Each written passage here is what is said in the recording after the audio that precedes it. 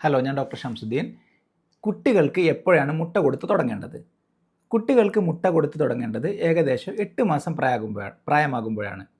മുട്ടയുടെ മഞ്ഞയാണ് ആദ്യം കൊടുത്ത് തുടങ്ങേണ്ടത്. മഞ്ഞ കുറച്ച് കുറച്ചായിട്ടാണ് കൊടുത്തു തുടങ്ങേണ്ടത്. നല്ലോണം വേവിച്ച മുട്ടയാണ് കൊടുക്കേണ്ടത്. കാരണം വേവിക്കുമ്പോൾ മുട്ട നല്ലോണം എളുപ്പത്തിൽ ശരീരത്തിലേക്ക് ആഗിരണം ചെയ്യാൻ പറ്റും. കൂടാതെ മുട്ടയുടെ വെള്ളയിൽ അടങ്ങിയിരിക്കുന്ന അവിഡിൻ എന്ന് പറയുന്ന ഒരു പ്രോട്ടീൻ ഉണ്ട്. ഈ അവിഡിൻ ബയോട്ടിൻ എന്ന് പറയുന്ന വൈറ്റമിനെ ശരീരത്തിലേക്ക് വലിച്ചെടുക്കുന്നത് തടയുന്നതാണ്. നല്ലോണം വേവിക്കുന്നതോടുകൂടി അവിഡിൻ നശിച്ചു പോകും. മൂന്നാമത്തെ കാര്യം, മുട്ടയിൽ ചിലപ്പോൾ സാൽമോണല്ല എന്ന് പറയുന്ന ബാക്ടീരിയ ഉണ്ടാകും. ഈ ബാക്ടീരിയ ഇൻഫെക്ഷൻ ഉണ്ടാക്കാൻ സാധ്യതയുണ്ട്. നല്ലോണം വേവിക്കുമ്പോഴാണ് ഈ സാൽമോണല്ല നശിച്ചു പോകുന്നത്.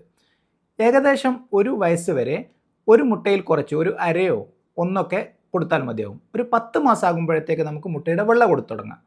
1 വയസ്സ് പ്രായമായ കുട്ടികൾക്ക് ഒരു മുട്ട ഫുള്ളായിട്ട് കൊടുക്കാവുന്നതാണ്. ഒരു വയസ്സ് മുതൽ 7 വയസ്സ് വരെ. 7 വയസ്സായി കഴിഞ്ഞാൽ ഒന്നിൽ കൂടുതൽ കൊടുത്താലും കുഴപ്പമില്ല. സാധാരണ കുട്ടികൾക്ക് ഒരു മുട്ട മതിയാകും. മുട്ടയിൽ ഒരുപാട് വൈറ്റമിൻസ് ഉണ്ട്, മിനറൽസ് ഉണ്ട്. കുട്ടികളെ സംബന്ധിച്ച് കോളിൻ എന്ന് പറയുന്ന ഒരു വസ്തു മുട്ടയിൽ അടങ്ങിയിട്ടുണ്ട്. ഇത് കുട്ടികളുടെ ബ്രെയിൻ ഡെവലപ്മെൻറ്റിന് വളരെ അത്യാവശ്യമായ ഒന്നാണ്. മുട്ട കൊടുക്കുന്നത് കൊണ്ട്, മുട്ടയിൽ ധാരാളം പ്രോട്ടീൻ ഉള്ളത് കൊണ്ട് നല്ല രീതിയിലുള്ള മസിൽ ഡെവലപ്മെൻറ്റ്, കുട്ടികൾക്ക് വളർച്ചയ്ക്ക് നല്ലതാണ്. കോളിൻ ഉള്ളത് കൊണ്ട് ബ്രെയിൻ ഡെവലപ്മെൻറ്റ് നല്ലതാണ്. ലൂട്ടിൻ എന്ന് പറയുന്ന ഒരു വസ്തു ഉള്ളത് കൊണ്ട് കണ്ണിൻ്റെ കാഴ്ചക്കും കണ്ണിൻ്റെ ആരോഗ്യത്തിനും വളരെ നല്ലതാണ്. വൈറ്റമിൻ എയും വൈറ്റമിൻ ഡി ഒക്കെ ഉള്ളത് കൊണ്ട് പ്രതിരോധ ശക്തിക്കും മുട്ട നല്ലതാണ്. എന്നാൽ മുട്ട കൊടുക്കുമ്പോൾ ശ്രദ്ധിക്കേണ്ട ചില കുട്ടികളുണ്ട്. അതായത് കുടുംബത്തിൽ ആർക്കെങ്കിലും മുട്ടയ്ക്ക് അലർജി ഉണ്ടെങ്കിൽ അങ്ങനെയുള്ള ആളുകളുടെ കുട്ടികൾക്ക് കൊടുക്കുമ്പോൾ ഒരു കുട്ടികളുടെ ഡോക്ടറെ കാണിച്ചു കൊടുക്കുന്നതാണ് നല്ലത്.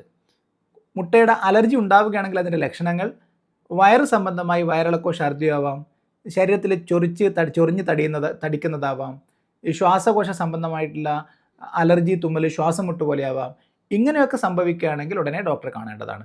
വളരെ കുറഞ്ഞ ആളുകൾക്ക് മാത്രമേ മുട്ട അലർജി ഉണ്ടാക്കാറുള്ളൂ.